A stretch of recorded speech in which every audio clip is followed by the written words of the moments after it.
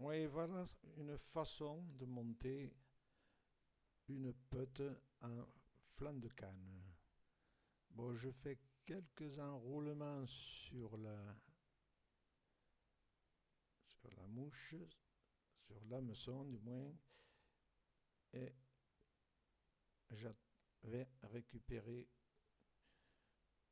une plume en flanc de canne, comme ceci, donc dans une pochette. Donc c'est pas, donc je les laisse à l'abri parce que sinon aussi on se retrouve avec des plumes qui sont endommagées. Donc de ce fait, je commence à enlever la base. Voilà. Ce qui fait que ce sera plus facile pour. Et ensuite, je coupe le petit rachis qui est au milieu de la plume. Voilà. Comme ceci. Je la positionne en avant. Ce qui fait que vous verrez par la suite, c'est plus facile.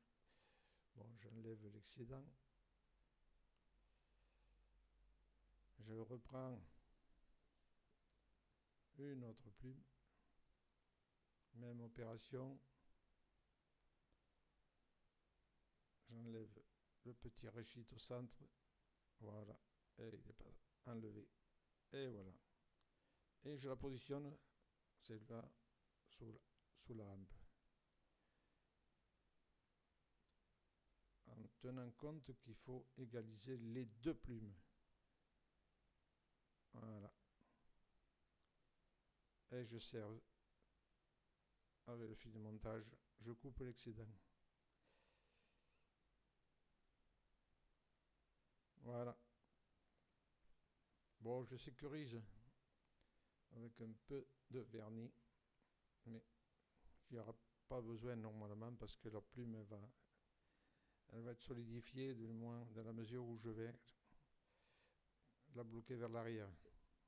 Donc je vais à la hampe, sur la courbure. Voilà. Et là, je vais mettre un dubbing marron légèrement irisé. Le corps, donc, ne se voit pratiquement pas puisque c'est le flanc de canne qui va donc se positionner dessus. Et là, je vais jusque. Voilà. Et là, je peux commencer à regarder comment sont positionnées les plumes, retourner. Donc là, j'ai qu'à mettre.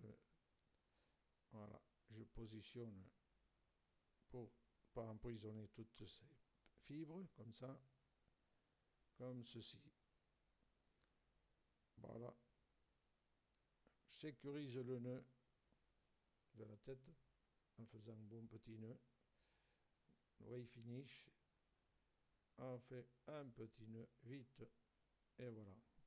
Là, la mouche est presque terminée. On peut égaliser, même et faire tourner légèrement les plumes pour les positionner. Voilà un petit peu ce que ça donne au niveau de cette mouche qui est quand même assez prenante. Voilà, il suffit d'organiser un peu.